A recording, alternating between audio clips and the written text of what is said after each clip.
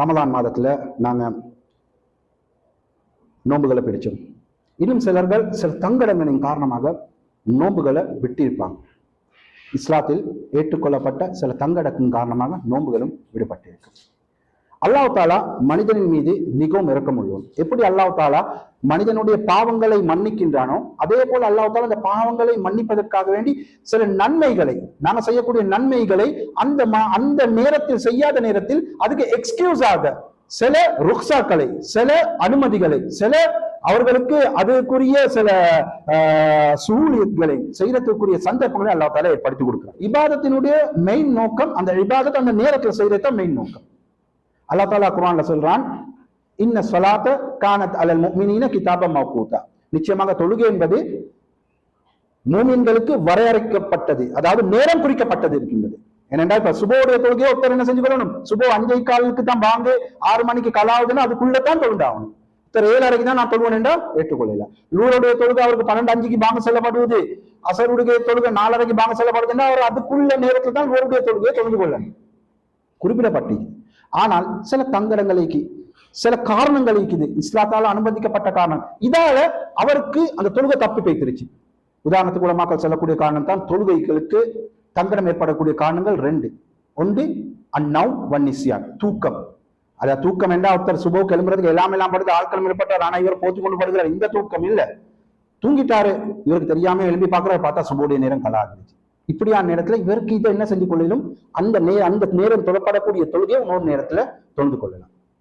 2வது மறதி. இவர் எங்கேயாவது ஒரு இடத்துக்கு போயிட்டு வந்தாரு, நினைச்சிட்டாரு, வளமையாக நல்லா தொழக்கூடிய மனிதன், இன்றைக்கு நான் ஊரை தொழுந்துட்டு நினைக்கிறார், அசருக்கு பாங்க செல்லக்கூடிய நினைச்சு அல்லா நான் ஊருடைய தொழுகையை தொழவில்லை. இப்ப மறதி. இப்ப இந்த 2 காரணங்களை வச்சு இவருக்கு என்ன செஞ்சு கொள்ளலாம், விடுபட்ட தொழுகையை இன்னொரு நேரத்துக்கு தொழுந்து கொள்ளலாம். அப்ப அந்த குறிப்பிடப்பட்ட நேரத்தில் செய்யணுமான இபாதத்தை ஒருவர் அது அல்லாம இஸ்லாத்தின் அனுமதிக்கப்பட்ட தங்கடங்கள் ரீசனிங் காரணமாக மிஸ் ஆகி அதனை இன்னொரு நேரத்தில் செய்கிறார் என்றால் இதுக்கு நாங்க அரபுல சொல்வோம் கவா. சரியான நேரத்தில் செய்யணுமான ஒன்றை அந்த நேரத்தில் தங்கடங்கள், சும்மா பொடுப்போக்கா இருந்துட்டு இதுல பேச்சு இல்ல சொல்றேன், கவனீனம் எல்லாம் ஈந்துட்டு செய்யற விஷயம் சொல்லல, மாற்றமாக இஸ்லாத்தில் அனுமதிக்கப்பட்ட சில தங்கடங்கள், சில காரணங்களை வைத்து மிஸ் ஆகியதுனால அந்த உறவுடைய தொழுகை இவரை இரவு 10 மணிக்கு தொழுகிறாரு என்றால் இதுக்கு சொல்லப்படும் கவா. இதுக்கு அல்லாஹ் தாலா இந்த ஷரியத்துல சில இபாதத்களை வைத்திருக்கிறான். எல்லா இபாதத்துகளுக்கும் அல்லாஹ் தாலா இதுல அனுமதி கொடுக்கப்பட்டில்லை, மட்டுமா சில இபாதத்து. அதுல ஒரு இபாதத்தான் எங்களுடைய நோன்பு. நோன்பு காலத்துல, நோன்பு ரமலானுடைய மாதத்துல ஒவ்வொருவரும் எங்களுக்கு 30 நோம்போ 29 நோம்போ வருவது, அந்த நோன்பை பிடிக்கிறது கட்டாயம். ஒவ்வொரு புத்திஜீவியா ஈக்கக்கூடியவர், உடல் நல்லா சுகமா ஈக்கக்கூடியவர், அதே போன்று ஹுர்ரியத், அதாவது இண்டிபெண்டன்ட், இந்த காலத்துல அடிமை இல்லை, எனக்கு அதை பத்தி யோசிக்க தேவையில்லை. இப்படியான ஒரு முஸ்லிம் ஆயிக்கிறாரு, பருவ வயது அடைஞ்சிக்கிறாரு, புத்திஜீவி ஆயிக்கிறாரு, உடல் நல்ல ஆரோக்கியம் ஆயிக்கிறார் என்றால் இவருக்கு நோன்பு கடமை. ஆனா இப்படியானவர்களுக்கும் சில நேரத்துல நோன்பு மாதத்தில் நோன்பை விடுறதுக்கு அனுமதி இருக்குது. இந்த நோன்பை விட்டுட்டு இவங்களுக்கு என்ன செஞ்சு கொள்ளலாம், அந்த நோன்பை வேற மாதத்துல கலா செஞ்சு கொள்ளலாம். இதுக்கு இஸ்லாம் அனுமதி கொடுக்குது, எந்த ஒரு இதுவும் இல்லை. ஆனால் அதுக்குரிய ரீசன் நீக்கணும், அதுக்குரிய இதுகள் நீக்கணும். ஏனென்றால் இது அல்லாஹ் தஆலா தரக்கூடிய ஒரு சலுகை, இதை எடுக்கிறதுக்கு அனுமதிக்கு. ஆனால் இஸ்லாம் ஏற்றுக்கொள்ளப்பட்டது, இஸ்லாத்தினால் ஏற்றுக்கொள்ளப்பட்ட காரணங்களுக்கு உட்பட்டதா ஈக்கணும் என்றதை விளங்கொள்ளும்.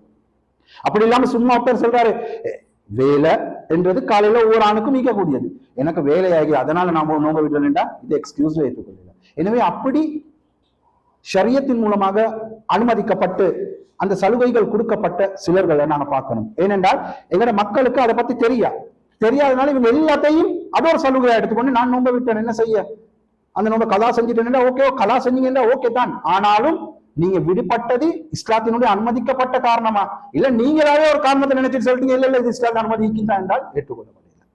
எனவே நல்லா விளங்கிக்கோங்க, எந்த இபாதத்தை எந்த நேரத்தில் செய்யணுமோ அந்த நேரத்தில் செய்யாமல் இஸ்லாத்தினுடைய ஷரியத்தினுடைய அனுமதிகள் பெறப்பட்டு அந்த இபாதத் வேற நேரத்தில் செய்யப்படுறதுக்கு கவா என்பதாக சொல்லப்படும். இதுல மிக முக்கியமான ஒரு இடத்தை பெறக்கூடியதுதான் நோம்பினுடைய கவா என்றதை விளங்கணும். ஏன்னா இந்த மாதத்தில் அதிகமான பேருக்கு கவா ஆயிக்கும், இந்த நோம்புல விடுபட்டிக்கும். ஆனா அதை செய்யணுமா தேவையில்லை, நான் என்ன கஷ்டத்துக்கு தானே, ஏற்கனவே நோம்புல எனக்கு பிடிக்கலன்னு தான் விட்டேன், இப்ப எனக்கு நான் பிடிக்கணும் என்று யோசிப்பேன். நல்லா விளங்க, கலா என்றது மிக முக்கியமானது. ஒவ்வொருவரும் இந்த நோம்பு மாதத்தில் விடுபட்ட கலாவை அடுத்த மாதம் ரமலானுக்கு முன்னாடி பிடிக்கிறதுக்கு அனுமதி, எந்த ஒரு பிரச்சனையும் இல்லை.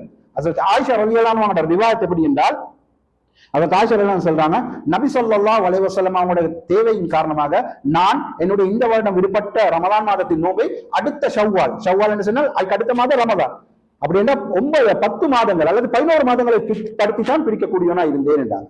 காரணமே நபி ஸல்லல்லாஹு அலைஹி வஸல்லம் வருவாங்க அவங்களோட தேவைகளுக்கும், அதனால நான் பிற்படுத்தேன். எனவே இந்த ஹதீஸை வச்சு உலமாக்கள் சொல்றாங்க, எங்கள் மீது கலாக்கள் இருந்தால், இஸ்லாத்தில் அனுமதிக்கப்பட்ட ரீசன்களுடன் கலாக்கப்பட்ட நோன்புகள் இருந்தால் அந்த நோன்பை தாமதமாக்கி பிடிக்கலாம். ஆனா அடுத்த ரமலான் வரை நீக்கிறதுக்கு அனுமதி இல்லை. இருந்தால் அதுக்கு பிறகு அந்த நோன்பை அவர் பிடித்தாலும் நோன்பை கலா செய்வாரு. ஆனால் அதோட ஒரு பேரும் அவருக்கு வரும். என்னது? ஆசிம். ஆசிம் என்றால் பாவி. பாவி என்ற பெயரையும் பெற்றுக்கொள்வார். நல்ல விளங்கும். முதலாவது விஷயம், ஒன்றிக்கு இது கலா, இன்னொன்றைக்கு கவாவோட சேர்ந்து கஃபாரா, இன்னொன்றைக்கு இது ஃபிதியா. 3 விதமான விஷயங்கள் இந்த நோன்புல சேரும். கவான்னு சொன்னா எவர் அந்த நோன்பை விட்டாரோ, இஸ்லாத்தில் அனுமதி கொடுக்கப்பட்ட காரணங்களுக்கான நோன்பை விட்டாரோ, இந்த நோன்பை அவர் 1 மாதத்தில் பிடிச்சா போதுமாகும். இது கவா மாத்திரம். கவாவுடன் சேர்ந்து கஃபாரா என்ன? கஃபாரா என்ன? குற்ற பரிகாரம். அதாவது ஃபைன் கட்டுறமே, நாங்க ஒரு ரோட்ல ஸ்பீட் தாண்டி 100 ஸ்பீட் போன இடத்துல 120 போன வேண்டாம் எங்களுக்கு வருவது, இந்த மாதிரி ஃபைனாக கொடுக்கப்படுறதுதான் கவா விச் கஃபாரா.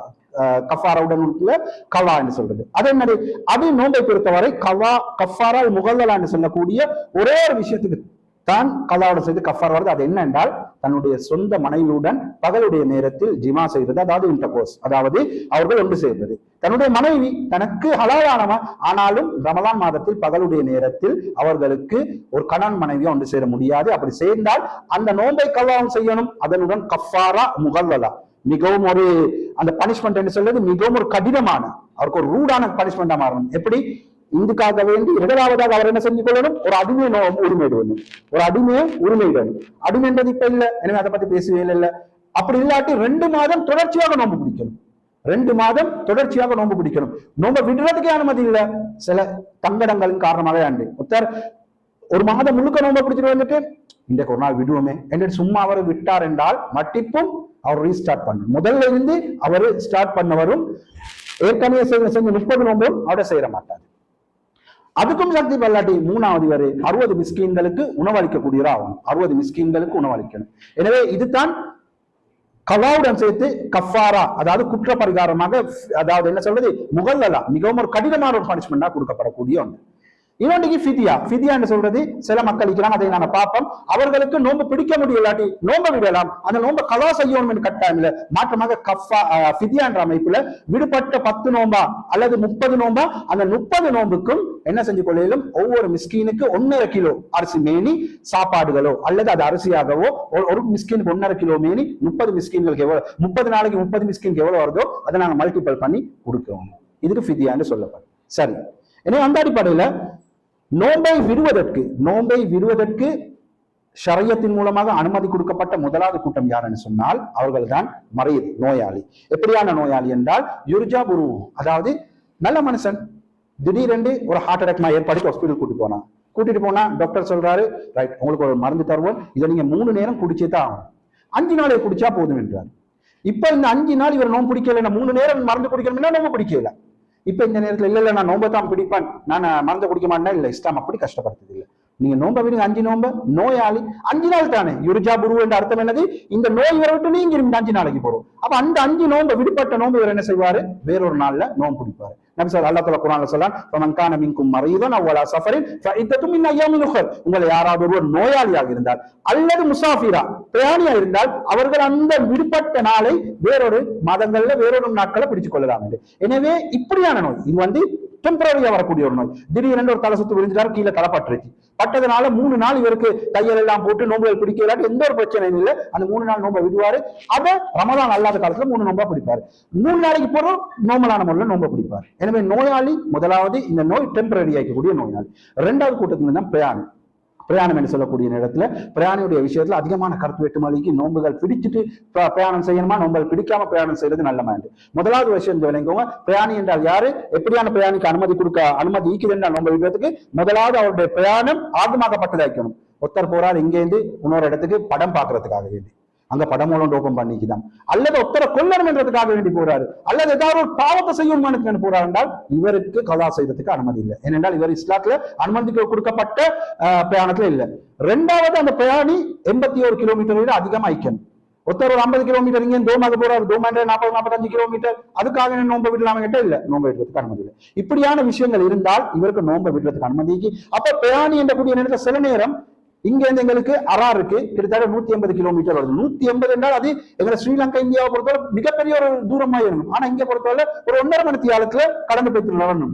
எனவே அந்த அளவுக்கு குறைவான டைம்ல கடற்கேலமான தூரமா இருந்தாலும் நோன்பை விடும் அனுமதிக்குதான்னு அனுமதிக்குது. அவருக்கு விருப்பம் என்றால் விட்டுட்டு போகலாம், எந்த ஒரு பிரச்சனையும். ஆகமான சஃபர்கள் என்றால் ஆகமான ஒரு தேவைக்கு தான் போறார் என்றால் அவருக்கு நோன்பை விட்டுட்டு போக அனுமதிக்குது. ஆனால் உலமாக்கள் சொல்றாங்க, நீங்க நோன்பை பிடித்து கொண்டு போறது உங்களுக்கு கஷ்டமாக இருக்கும் என்றால் அந்த மாதிரி நேரத்துல நீங்க அதை ஒரு அரை மணி நேரம் கடக்கிற தூரம் தான், ஆனால் 100 கிலோமீட்டர் அல்லது 85 கிலோமீட்டர் 90 கிலோமீட்டர் அரை மணி நேரம் தான் கடப்பீங்க இருந்தாலும் நோன்பை விட்டுட்டு போறதுக்கு அனுமதி. ஏன்னா நீங்க நோன்பு பிடிச்சிட்டு போறதுனால உங்களுக்கு டயர்ட்கள் உங்களுக்கு உயிருக்கு ஆபத்து ஏற்படும் என்றால், அல்லது நோன்புகள் பிடிச்சிட்டு போறதுனால எனக்கு எந்த ஒரு பிரச்சனையும் இல்லை, நான் இதே மாதிரி நல்ல திடகாத்திரமா ஐப்பன நினைச்சீங்கன்னா நோன்பை பிடிச்சிட்டு போறது சிறந்தது. ஆனாலும் நபி அவர்களுடைய ஹதீஸ் சாபாக்கள் சிலர்கள் கேட்கிறாங்க, அமீனல் பிர்ரி அஸ்ஸியாமு ஃபி ஸஃபர் யா ரசூலல்லாஹ், பிரயாணத்துல நாங்க நோன்பு பிடிச்சு கொண்டு போறது நலவான காரியமா யார சொல்லலான்னு கேட்டேன். நபி அவங்க சொன்னாங்க, லைஸ மினல் பிர்ரி அஸ்ஸியாமு ஃபி ஸஃபர், அதாவது பிரயாணத்துல நீங்க நோன்பு பிடிச்சு கொண்டு போறது நலவான காரியத்தில் நின்றும் இல்ல, அப்படின்னா விடுறதுதான் சிறந்தது. எனவே பிரயாணம் என்று வரக்கூடிய நேரத்துல எங்களுக்கு நோன்பை விட்டுட்டு போக அனுமதிக்குது. எப்படியான பிரயாணம்? 81 கிலோமீட்டர் அதிகமாக்கணும், இஸ்லாத்தில் ஆகுமாக்கப்பட்ட பிரயாணமா இருக்கணும். எனவே இந்த பிரயாணிகள் அவர் ஒரு 2, 3, 5, 10 நோன்பு என்று விட்டால் இந்த பிரயாணத்தின் காரணமாக எந்த ஒரு பாவமும் இல்லை, அவருக்கு பிரச்சனை இல்லை. இந்த நோன்பை, இந்த 10 நோன்பு, 5 நோன்பு, 2 நோன்பு, 3 நோன்பு, இதை ரமலான் அல்லாத மாதத்தில் அவர் கலா செய்து கொள்வார்.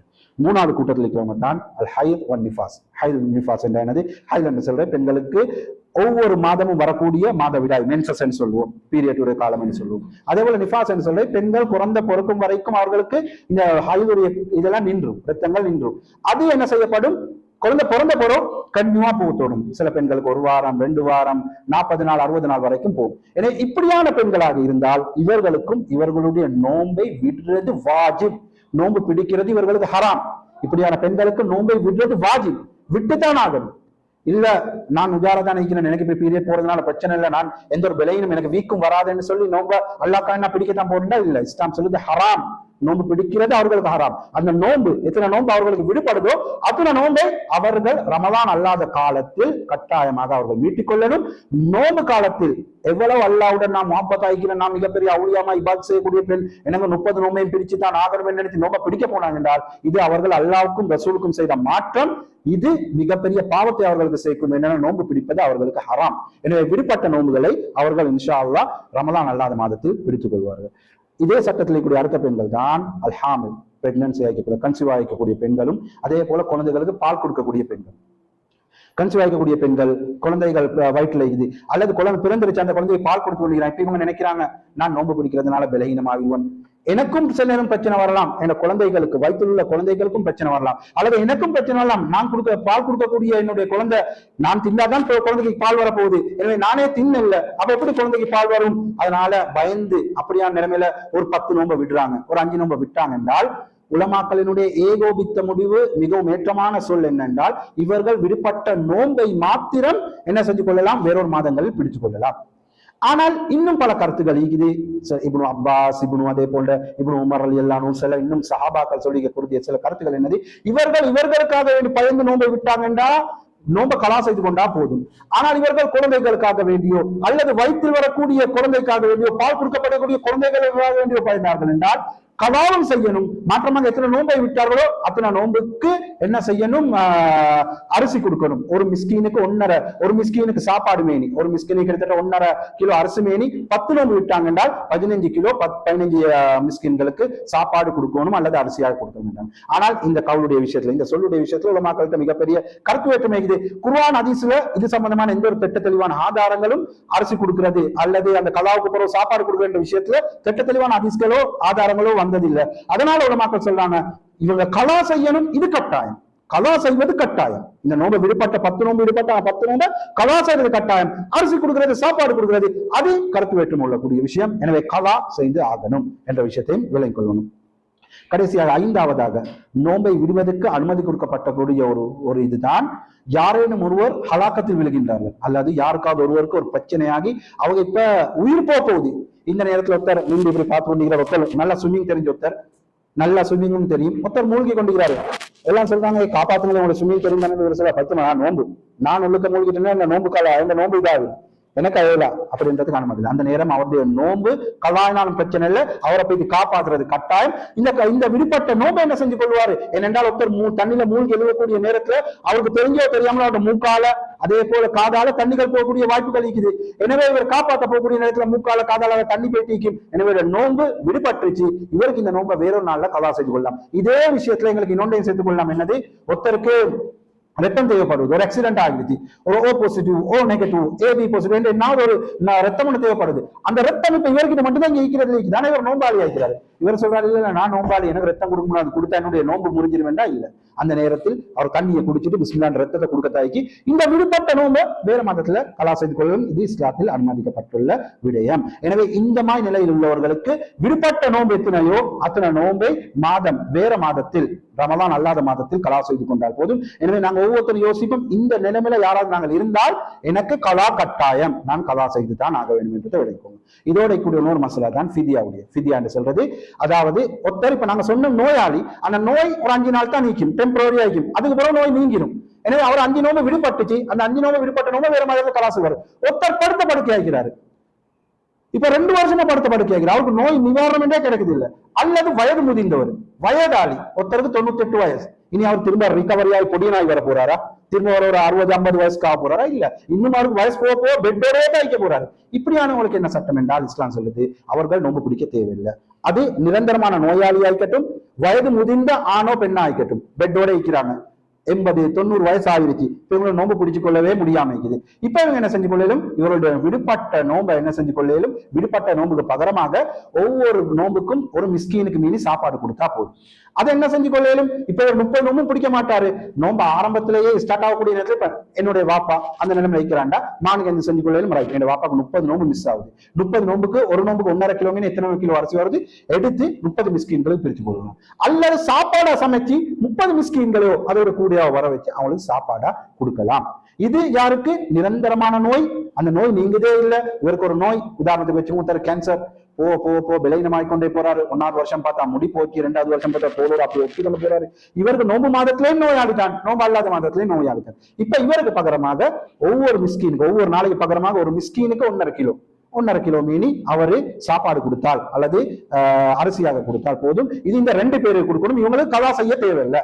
ஏன் கலா செய்யத்தில் இவர்கள் நோம்புலையும் நோயாளிதான், நோம்பு அல்லாத காலத்திலேயும் நோயாளிதான். இவர்கள் நோம்புலையும் வயதாளிகள் தான், நோம்பு அல்லாத காலத்திலேயும் வயதாளிகளாக ஆக போறாங்க. எனவே இப்படியானவர்களுக்கு கலா கிடையாது. மற்றவங்க ஃபிதியா என்ற அமைப்புல ஒவ்வொரு நாளைக்கு ஒவ்வொரு மிஸ்கீனுக்கு 1.5 கிலோ மீனி சாப்பாடுகள் அது செஞ்சும் கொடுக்கலாம் அல்லது அரிசியாகவும் கொடுக்கறதுக்கு அனுமதிக்குது. வல்லாஹு அலம் பிஸ்ஸவாப். எனவே இந்த விஷயங்களை விளங்கி கொண்டு எங்களுக்கு இந்த விஷயங்கள் ஏதாவது ஒரு விஷயம் நீக்குது என்றால், ஏன்னா இந்த காரணங்களால நோம்புகள் விடுபட்டுச்சு, நானும் நோயாளியா இருந்தேன், எனக்கும் சில நோய்கள் வந்துச்சு, டயட்கள் வந்து, அதனால் நோம்பை விட்டேன் என்றால் நோம்பை விட்டுட்டு அப்படியே இருக்கிறது இல்லை. இந்த நோம்பை அடுத்த வருடம் வரக்கூடிய ரமலானுக்கு முன்னாடி பிடிச்சு கொள்றது முயற்சி செய்யுங்க. அப்படி இல்லாட்டி பாவி என்ற சீல நீங்க குத்தப்படுவீங்கன்றத ஒவ்வொரு நினைக்கோங்க. யாராவது விசேஷமா எங்களுடைய பெண்கள் அதுல பொதுப்போக்காக வைப்பாங்க. என்ன பொதுவா எல்லாம் வயதுக்கு வந்த பெண்களும் அவர்களை கட்டாயமா அவர்கள் வயோதிகம் ஆகுறதுக்கு முன்னாடி, அவர்களுக்கான பீரியட்கள் நிக்கிறதுக்கு முன்னாடி எல்லா பெண்களுக்குமே பொதுவா ஒவ்வொரு மாதமும் அவர்கள் ஒவ்வொரு நோம்புலையும் சில நோம்புகள் விடுபடத்தான் போகுது. அதுல எங்க மனைவி இருப்பாங்க, மகள் மாறிப்பாங்க, அக்கா தங்கச்சி மாறிப்பாங்க.